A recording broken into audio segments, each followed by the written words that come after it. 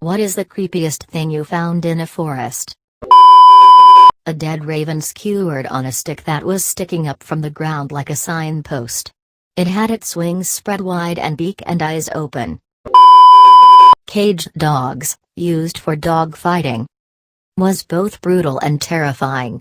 They were vicious, barking their heads off, and ready to rip my throat out, but covered in scars, missing chunks of their body, and without ears. I believe the owners sheared them off to prevent competitor dogs from having something to grab hold of.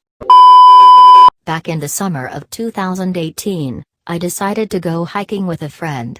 About half an hour into the trail we discovered someone hanging from a tree.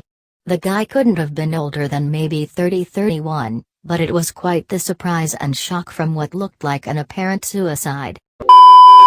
It's not super creepy, but was hiking with a guy and stumbled upon an entire deer skeleton. All the bones were there except the skull. Everything else was picked completely clean.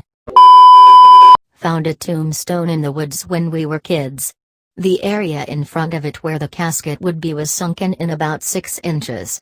Looking around, there were other similar sunken in areas but no other tombstones.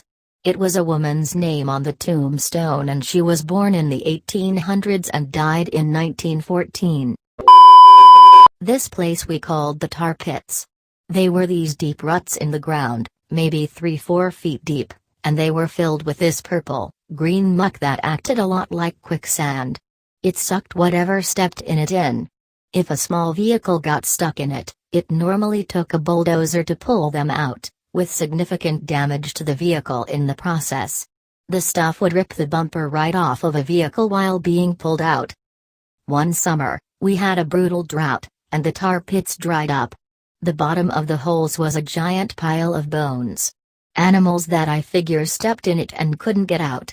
A lot were clearly deer, with some squirrels, possums, and some that could have been foxes or dogs. I would still love to know what that shit was. I haven't been over there in years. I don't know if it's still like that. When I was about, I would say 12, a dog of ours went missing. At the time we lived in an area with a pretty big forest behind it. My dad and I decided to search for her about a day after she went missing. We came to a small clearing in the woods. We smelled something horrid and looked around. There we saw her lying down with what looked like a large knife of some sort basically propped up on her stomach. The brief glimpse I got of her still haunts my dreams. This was about 7 years ago. I discovered a suicide. Smelled decay while on a hike through Boulder's Flatirons, scrambled up a boulder into a small rock shelter that served as a climbing access, and my sight was met with the underside of a pair of boots and a Glock in a shriveling black hand. He'd been there for about a week, so animals had at him. Not pretty. A face full of maggots and wasps, still but moving. Made me hyper-aware of my eyes' own orbits. I had dreams of wasps crawling in and around them. The smell stuck with me the longest. When I was 14, a friend and I would go fishing just about every day of summer. We would walk about an hour to hour and a half through the woods and over bogs to a series of rivers that we called the Steadies. They flowed into a very large lake. The last trip there, we were walking along one of the rivers. The rivers are narrow, maybe 5 feet across, at 14 very easy to jump across from side to side. Anyway, we stumbled up on a large pile of animal bones. We kinda got worried but assumed maybe a hunter quartered their game there.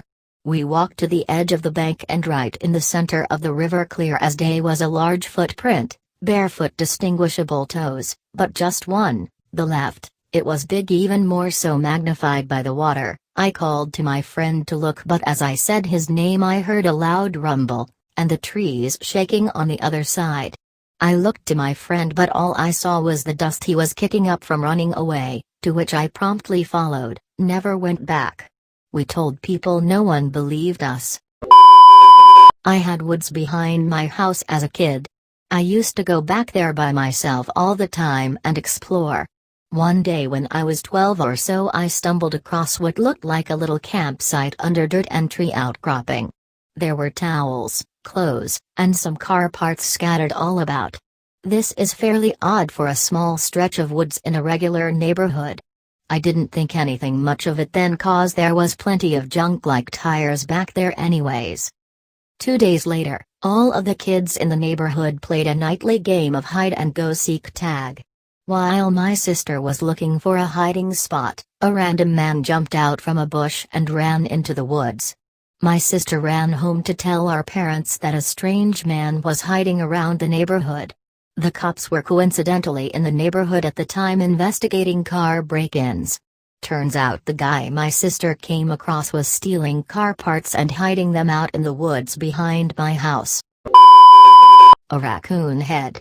Just the head, pretty fresh. I checked it out pretty carefully and it hadn't been decapitated with a knife or anything, so I figure an owl had sat in a nearby tree picking it apart and just dropped the head. But it was unsettling. I was with a buddy and we were thirsty and had nothing to drink. We went looking for some berries to eat and found a cooler full of ice and beer. My dad and I went camping at a well-known campsite in Texas when I was probably around 20 or so. We decided to go on an afternoon hike. We found what appeared to be a man-made shelter. Nothing super creepy here. The next day we went back around the same time and saw our neighboring campsite's sleeping bag plus a gun there. When we came back, we asked them if they had built it. They hadn't but did report the items as missing or stolen. About 3 weeks later, there was a mass murder and the weapon obtained was similar to the one we saw. We have no way of knowing if it was connected, but I just remember feeling really weird about it after the fact.